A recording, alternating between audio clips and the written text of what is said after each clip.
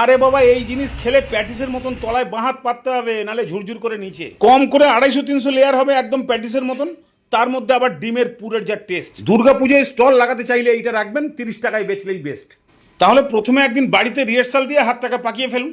250 থেকে 300 গ্রাম ময়দা, তার মধ্যে অল্প করে নুন, 2 হাতের তালু দিয়ে ঘষা জোয়ান, অল্প করে কালো জিরে আর 2-3 চামচ রিফাইন তেল।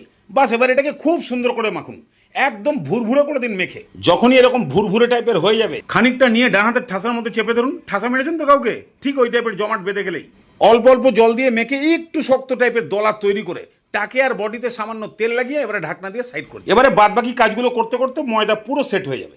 এবার একটা মলম বানিয়ে ফেলুন। 2 চামচ কর্নফ্লাওয়ার, 1/2 চামচ বেকিং পাউডার আর 2 চামচ মতো একদম টেলটেলে ঘি। ভালো করে এটাকে মাখিয়ে দিন। মলম দাঁত হাজা চুলকানিতে দেয় আরাম, কিন্তু এই মলম ওখানে লাগিয়ে দিলে আবার বেড়ে যাবে ব্যারাম। এটা লেয়ারের জন্য এরকম ভাবে মাখা হয়ে গেলে মানে মলমটাও রেডি। এবার বানাতে হবে পুর। তার জন্য 2টো মিডিয়াম সাইজের পেঁয়াজ কুচি, এইরকম অল্প অল্প করে আদা, রসুন আর কাঁচা লঙ্কা এগুলোকে বেটে দিয়ে দিন। একটু মোটা করে গুঁড়ো করা গোলমরিচের গুঁড়ো, পরিমাণ মতো নুন আর এই শেজওয়ান মশলাটা, এটা কিন্তু অবশ্যই লাগবে। তাহলেই আপনার 30 টাকার কচুরি খেয়ে টেস্টের চোটে পরের দিন কাস্টমার নিয়ে আসবে। এই মশলাটা 1.5 চামচ মতো দিয়ে 3টে ডিম ফটফট করে ফাটিয়ে দিন। ভালো করে এটা মাখানো হয়ে গেলে কড়াইতে সামান্য তেল গরম করে এটা দিয়ে দিন। বাস নাড়িয়ে চাড়িয়ে খালি কোনো রকম ঝুড়ি বানিয়ে তুলে নিন। একদম মারাত্মক লেভেলের খতরনাক টেস্টের ডিমের পুর রেডি হয়ে গেল। এটা তাহলে ঠান্ডা হোক। এবার ময়দাটাকে ধরুন, ভালো করে একবার ঠেসে নিয়ে লুচির থেকে বড়, রুটির থেকে ছোট ঘপ ঘপ করে লেচি কেটে ফেলুন। লেচিগুলো সবকটা রেডি হয়ে গেলে এবারে বেলা শুরু করুন। ঠিক এরকম টাইপের একটু ওভাল শেপ করে বেলে দিন। এবার এর মধ্যে মলম লাগান একদম চারিদিকে ভালো করে। মলম লাগানো কমপ্লিট মানে এবারে ফোল্ড, দুপাশ থেকে লম্বা লম্বি করে একটার উপরে একটা, ঠিক এই টাইপের। এবার নিচের মাথাটা ধরে উল্টিয়ে মাঝখান পর্যন্ত আর ওপরের মাথাটা ধরে তার উপরে। বাস একটা রেডি হয়ে গেল। ঠিক এই টাইপের সবকটাকে করে দিন।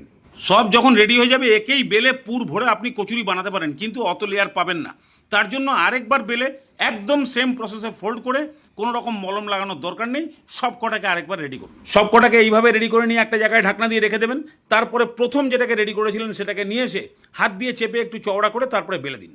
এবারে এর মধ্যে 1.5 চামচ মতো ডিমের পুর দিয়ে 4টে কোণার মধ্যে একটা কোণা ধরে উল্টিয়ে এই দিকে, আবার উল্টো দিকের কোণাটা ধরে তার উপরে।